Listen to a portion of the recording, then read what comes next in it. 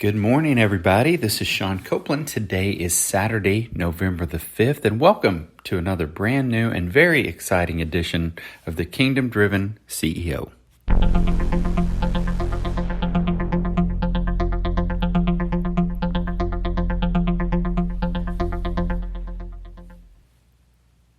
So today on the Kingdom Driven CEO, I probably have my most exciting episode that I have ever shared with you. It is called How to Measure Your Life. How will I measure my life? But before I jump into that, I want to give a huge shout out. I just got back from St. Louis. Every 6 months, I meet with a group of bank CEOs from all around the central part of the United States. They are all very, very close friends of mine and remarkable leaders. We learn a ton together.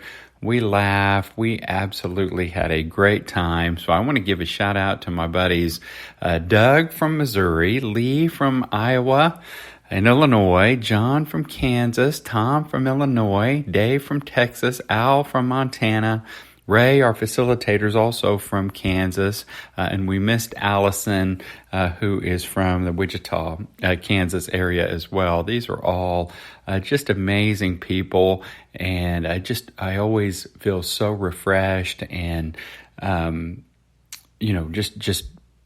sharper whenever I come back from our time together. So I want to give a shout out to my buddies. On the ride to and from St. Louis, I decided to drive. It would give me an opportunity to get caught up on some phone calls, and I also love listening to audiobooks. And so once I kind of caught up on phone calls going there and back, I listened to a book called From Strength to Strength by Arthur C. Brooks, and I highly recommend the book. We're going to talk about it more in the coming weeks, but it talks about the stages of our life and how critical it is to readjust our purpose and expectations as we get older, or we'll end up just trying to hold on to the past. We can become very bitter and resentful as certain capabilities of ours diminish.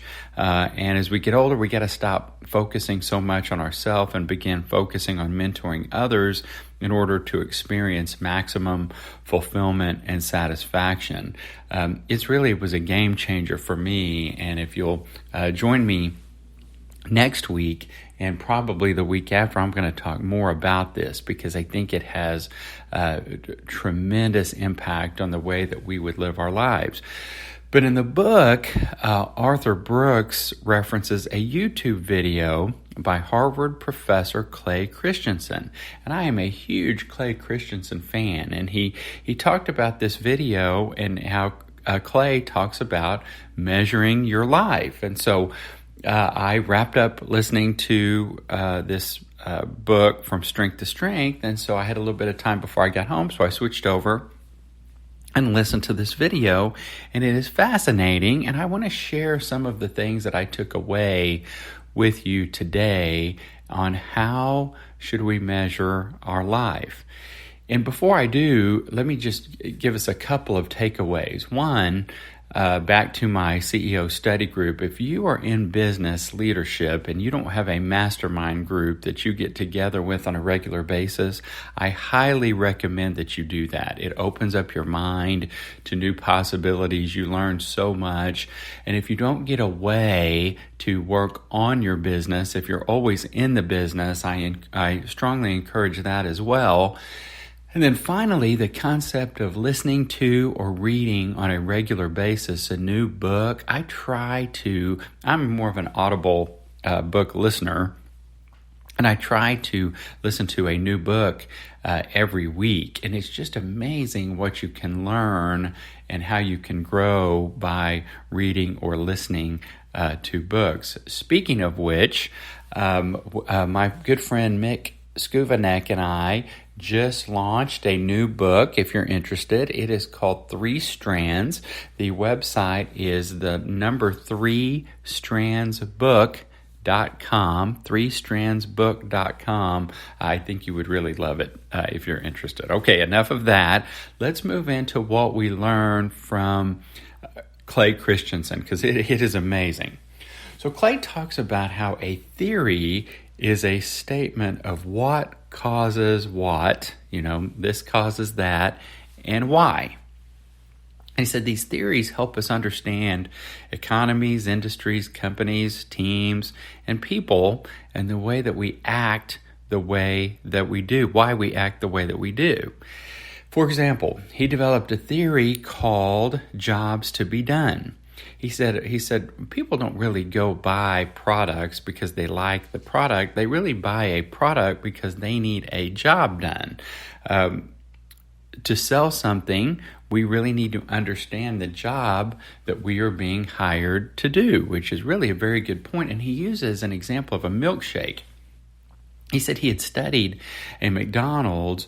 I don't remember where the McDonald's was located, but it was in the Northeast. And one of the things that he learned in this consulting gig from McDonald's was that more people bought milkshakes for breakfast than anything else. He was like, well, that is so odd, because they had Egg McMuffins, they had all this stuff on their menu, and people are buying milkshakes.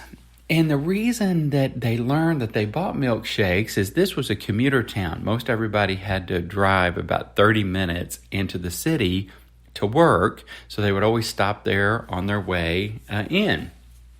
And the milkshake, the job that it filled was, it tasted good, it was filling, and it took time for them to drink it, and it gave them something to do during their 30-minute commute. Very, very fascinating, and it was kind of shocking to them that a milkshake was a big breakfast food, but that is why. He also created a theory called the theory of disruption, which talked about what causes successful companies to fail. And what caused them to fail was that someone would come in at the bottom of the market and always move up to take over. And as an example of this, Japan, for example, was so successful for so many years and then kind of died. The economy just kind of died as a country. America was a nobody, and we battled and fought our way up, but now we are at the top, and we are finding a hard time keeping our spot at the top of the world. Lucent and Nortel used to rule the world in routers and circuits until Cisco emerged. And Cisco's router started at the bottom of the market with data. It wasn't really good enough to carry voice, but it ultimately killed Lucent and Nortel. They were inferior and then became better and better. Did somebody at Lucent decide, hey, we're going to die? We're going to get killed, and this is when we're going to die and when we're going to get killed? Of course not. I mean, nobody did that. Nobody expected that. But the problem is they were trying to maximize short-term profit to receive immediate rewards when they should have been investing in longer-term things, research and development, trying new things to make the company stronger in the long term, but they wanted the immediate achievement and tangible benefit of profit, which included the executive's bonus. So the question is, can we take these theories and look in the mirror to understand why our life is where it is at, and can we predict what will happen in our life if we continue doing what we are now doing? Clay said he asked his Harvard class this question, and he received some really remarkable results. And he said he got to thinking about his class reunion at Harvard. He said after the fifth reunion, everybody was really happy. They were very successful. He said most of the guys were married to women who were significantly more attractive than they were because of their success. But he said as things went on to the 10th, 15th, 20th, 30th reunion, people were not happy. Many of them had gotten divorced. None of them had planned to get divorced. Many of them had children that were being raised by the other spouse and hated their guts. They didn't really plan on having children that hated their guts, but they had implemented the wrong strategy. The same mechanism that caused great companies to fail, also caused great people to fail. And this was the pursuit of current achievement. Every moment we prioritize our time. We make decisions of where we will invest our time. We can invest it in our careers, which will give us the most immediate feedback of current achievement.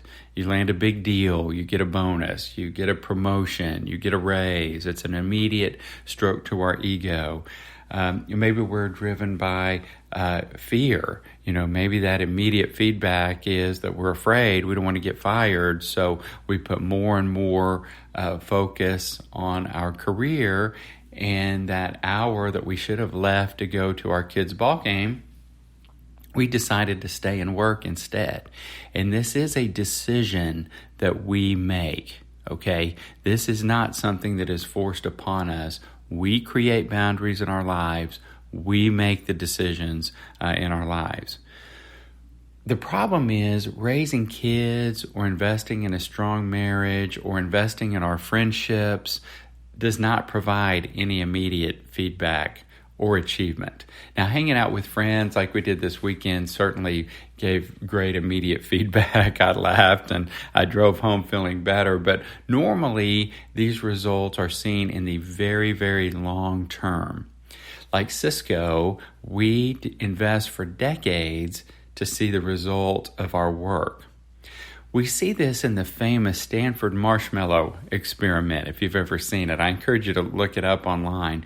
This was a study on delayed gratification that was done in 1972 by psychologist Walter Mischel, a professor at Stanford University. In the study, a child was offered a choice between one small but immediate reward, which was a marshmallow or pretzel stick, or two small rewards if they waited for a period of time. They videoed the kids. The researcher left the room for about 15 minutes and then came back in, and it was hilarious to watch how they struggled with whether to eat the marshmallow or wait to get two marshmallows. And that's kind of how we are in life. And what they found is, in follow-up studies, the children who were able to wait longer for the preferred rewards tended to have better life outcomes. And they measured this by SAT scores, educational attainment, body mass index, income, and other life measures. That's the way we are in life. Our friends and families are the deepest source of happiness, but we have to invest in them for a long time with little immediate positive feedback to see the long-term results, okay? Now, let me switch this just a little bit, because Clay said that he was driving to work one morning, and he said he got this feeling that something big was going to happen in his life. And he said a couple days later, an individual within their department announced that he was going to retire, and that was Clay's big chance for a promotion. He said that he applied for the position and he didn't get it. Somebody else got it. And he said he was super dejected, felt like a big failure, and he thought to himself, how am I going to measure my life? And he said after tons of thought, study, and prayer, he realized that God is not like us.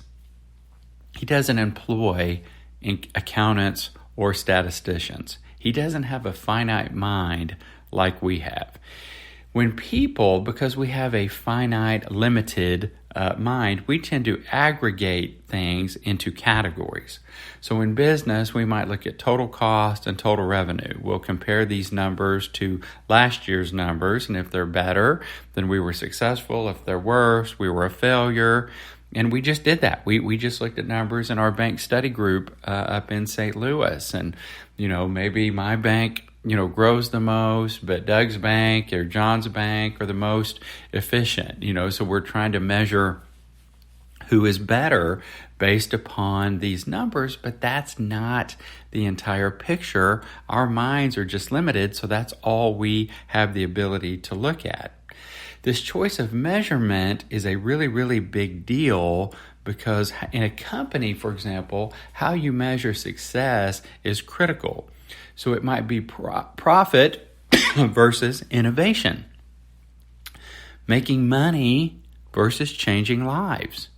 Return on equity, for example, can be manipulated, if you will, in two ways. We can increase revenue, which is the top number, or we can decrease equity, which is the denominator, and that will improve return on equity.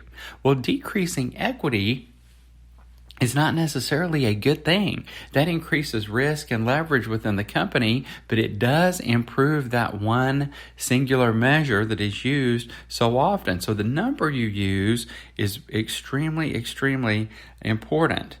You can also increase revenue by lowering research and development or not trying new things, and that's what Lucent did. And that's what caused them to die as a company. So we have to be careful how we measure profitability in our company and how we measure our life. God doesn't have to aggregate information. He has an infinite mind. So when he looks at our life, he's not looking at aggregate numbers or years or dollars or anything like that. He's not measuring us based upon some number. He says, he looks at each circumstance in our life. And he says, okay, Sean, I put you in a circumstance to have influence. How many people did you impact in this particular situation? How did you use your talents, resources, and influence I gave you to help others? God looks at the circumstances of our life and whether we've impacted the individuals within our lives. It's really that simple. As an aside, nobody really remembers the individual who got the promotion over Clay Christensen at Harvard, but Clay Christensen has touched the lives of millions, including mine. So let's invest in things that really matter in our business and in our life. I can assure all of you that at your funeral, nobody's going to quote your net worth or annual income, but they will talk about how you made them feel. So thank you so much for joining this episode of the Kingdom Driven CEO. I think it's my favorite one yet. Please share it out with your friends. We publish new content every Saturday, and I hope you will tune in next week. Thank you so much for joining us, and God bless you.